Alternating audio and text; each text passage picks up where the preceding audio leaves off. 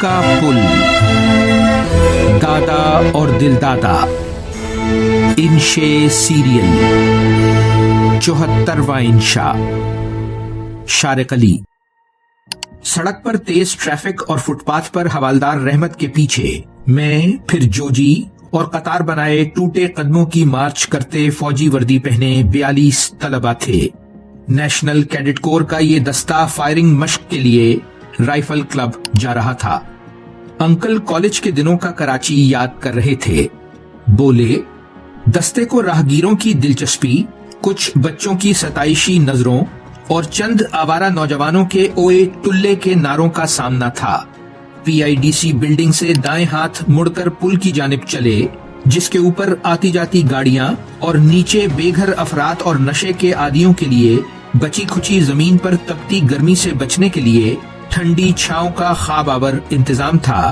तो जोजी ने कहा, यूं तो कराची शहर को कीमाड़ी से मिलाने वाला नेटिव जेटी का पुल, जो 1854 में ब्रिटिश राज में बना था, कई कहानियों का मस्कन है। लेकिन ये पुल जिससे हम गुजर रहे हैं, पहले चांदमारी पुल कहलाता था। जब से दो मोहब्बत करने वालों ने यहाँ से कूदकर एक साथ दुनिया को अलविदा कहा है, तब से ये लवर्स ब्रिज कहलाता है।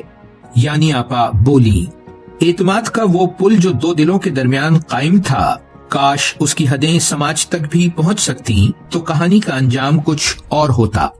एतमाद का पुल? मैं कुछ गड़बड़ाया। दादाजी बोले, पुल का मकसद दरिया या खाई को उबूर करके दूरियों को कम करना और राब्ते को मुमकिन बनाना ही तो है। बाहमी एतमाद भी इंसानी रिश्तों के दरमियान बिल्कुल यही काम करता है ममदू। एतमाद के पुल न सिर्फ इंसानों बल्कि तहजीबों को भी बावकार और पायदार बनाते हैं। ऐसे पुल वो लोग तामीर करते हैं जिनकी नीयत और अमल अच्छा हो और जिनकी काबिलियत अच्छे नताइज हासिल कर सके, जो बिला रोक टोक सच बोल सकें, लोगों की इज्जत करें, उन्हें काबिले इस्तेमाल न समझें, गलत तासुर देकर अपनी शान में इजाफा न करें। ये सब तो मुझे ईदी साहब ही में नजर आता है, मैंने कहा। दादाजी बोले, बिल्कुल दुरुस्त।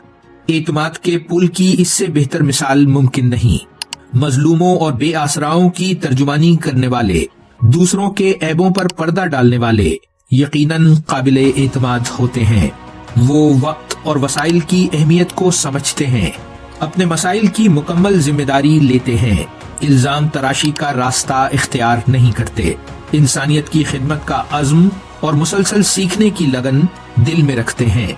लोग सियासतदानों पर क्यों एतमाद नहीं करते, मैंने पूछा। अंकल बोले, किरदार और काबिलियत दोनों न हो या जानते बूझते धोखादही को इख्तियार कर लिया जाए तो काबिले एतमाद कैसे बना जा सकता है। बाज औकात किए गए कमजोर फैसले या अच्छी नीयत के बावजूद हो जाने वाली गलती या सलाहियत की कमी या महज कोई गलत फहमी लोगों के एतमाद को मजरूह कर देती है। एतमाद बहाल करने का रास्ता भी वही है जो ईदी साहब ने इख्तियार किया था। यानी आपा बोली, मोहब्बत कर सकने की अहलियत हासिल कर लेना ही जिंदगी की सबसे बड़ी कामयाबी है। ये तभी मुमकिन है जब हम दूसरों को अपने जैसा इंसान और काबिले एहतराम समझें, नस्ल, मजहब, अकीदे, अमीरी गरीबी के फर्क के बगैर, किसी सिले की तवक्को से बेनियाज होकर दूसरों की सलाहियत का खुलकर एतराफ करें, उनकी कामयाबी पर दिली खुशी महसूस करें। जारी है वैल्यू वर्सिटी। शारिक अली।